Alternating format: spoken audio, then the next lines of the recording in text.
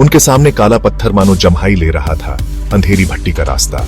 यह एक ऐसा दृश्य था जो किसी भी साहसी के दिल में भय पैदा कर सकता था।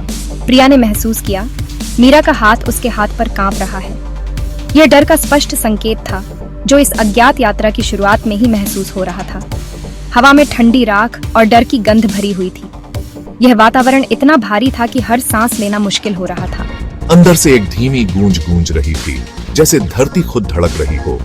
यह गूंज एक रहस्यमय और भयानक एहसास पैदा कर रही थी। तैयार है? प्रिया ने फुसफुसाते हुए कहा।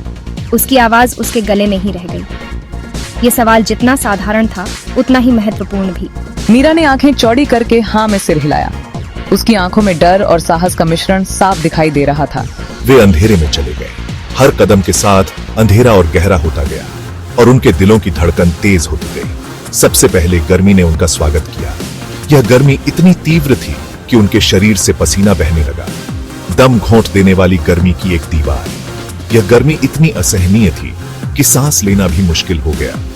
हवा चटक रही थी, अनदेखी ऊर्जा से जीवंत। यह ऊर्जा एक अजीब सी हलचल पैदा कर रही थी जो उनके चारों ओर महसूस हो रही थी। प्रिया ने खांसने की कोशिश की। उसकी आंखों में जलन हो रही थी। यह जलन इतनी तीव्र थी कि उसकी आंखों से आंसू बहने लगे। रास्ता संकरा होता गया, धरती में गहराई तक जाता गया। यह रास्ता इतना तंग था कि उनके लिए एक एक कदम बढ़ाना मुश्किल हो रहा था। हर कदम आगे बढ़ने पर ऐसा लग रहा था जैसे वे पाताल लोक में उतर रहे हों। यह यात्रा जितनी भयानक थी उतनी ही रोमांचक भी। बढ़ते अंधेरे में प्रिया ने अपनी तलवार की मूठ को कस के पकड़ लिया, जैसे तसल्ली दे रही हो। यह तलवार ही उसकी एकमात्र सुरक्षा थी। अंधेरे से एक आकृति प्रकट हुई। विशाल, झिलमिलाते सोने के कवच में ढका हुआ, फिर भी मौत की ठंडक बिखेर रहा था। भट्टी का रक्षक। वह मुड़ा। उसका चेहरा पीटे हुए सोने के एक भयानक मुखौटे के पीछे छिपा हुआ था।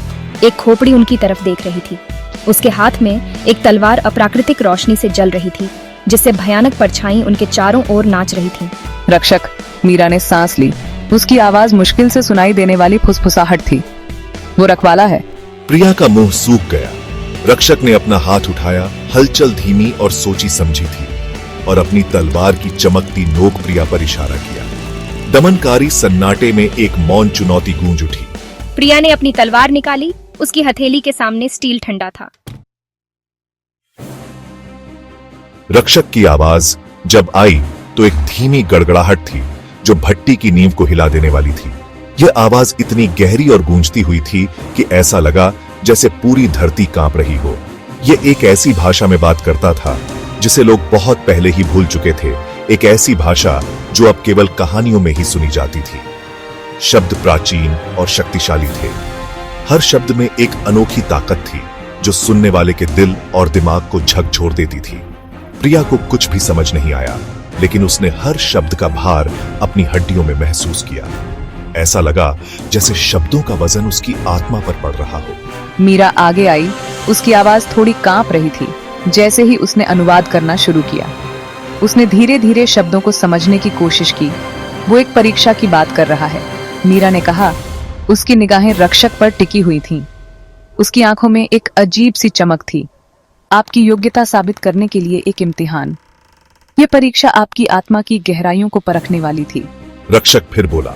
उसकी आवाज उनके चारों ओर गूंज रही थी। जैसे ही उसने चुनौती के बारे में विस्तार से बताया, उसकी हर बात में एक गहरी सच्चाई छिपी हुई थी। मीरा का चेहरा पीला पड़ गया जैसे ही उसने सुना। उसकी आंखों में डर साफ झलक रहा था। वो कह रहा है कि तुम्हें अपने सबसे गहरे डर का सामना करना होगा, उसने फुसफुसाते हुए कहा। उसकी आवाज मुश्किल से सुनाई दे रही थी। यह एक ऐसी चुनौती थी जो किसी की भी हिम्मत को हिला सकती थी। प्रिया का दिल उसकी पसलियों से टकरा रहा था। उसका सबसे गहरा डर, यह एक भयावह संभावना थी जिसे उसने अपने भीतर दफनाने की कोशिश की थी। उसने रक्षक को देखा। उसका सुनहरा मुखौटा ठंडा और अडिग था। इस परीक्षा से कोई बच नहीं सकता था।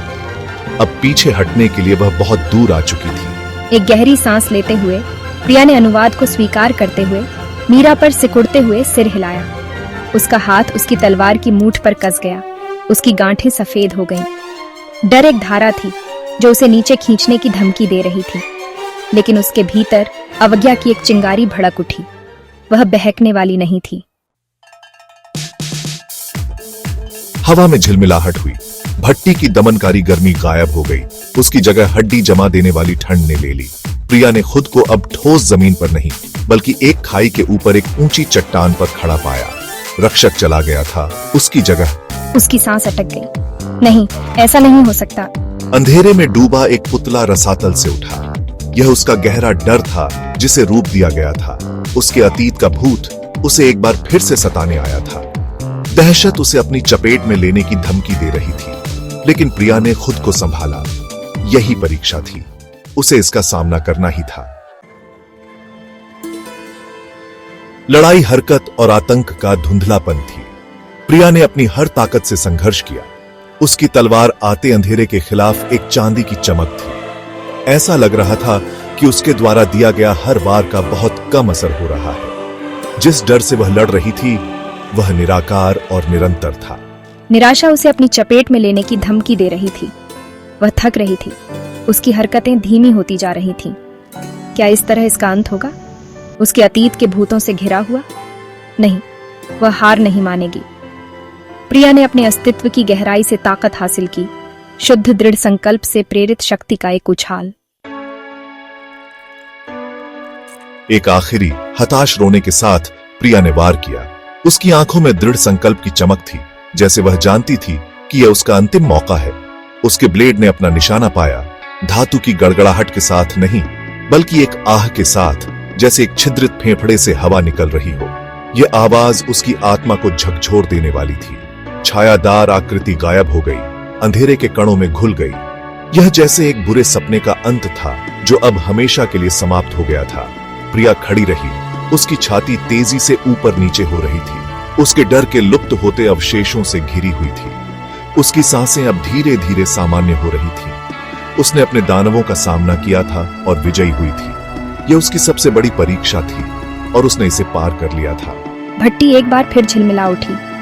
यह प्रकाश उसकी जीत का प्रतीक था। दमनकारी गर्मी लौट आई, लेकिन अब यह दम घोंटने वाली नहीं लग रही थी। यह अब एक नई शुरुआत का संकेत था। यह महसूस हुआ स्वागत योग्य। यह गर्मी अब उसे सुकून दे रही थी, जैसे एक पुराने दोस्त की तरह। रक्षक उसके सामने प्रकट हुआ। उसका सुनहरा कवच चमक रहा था। यह एक दिव्य उपस्थिति थी जो उसकी यात्रा के अंत का संकेत दे रही थी। उसने अपनी जीत की स्वीकृति में धीरे से सिर हिलाया। यह एक मौन स्वीकृति थी जो शब्दों से परे थी। प्रिया समझ गई, वह योग्य पाई गई थी। यह उसकी नियति थी जिसे उसने अब पूरी तरह से स्वीकार कर लिया था। वह पत्थर की रक्षक थी। यह उसकी नई पहचान थी और उसने इसे गर्व के साथ अपनाया।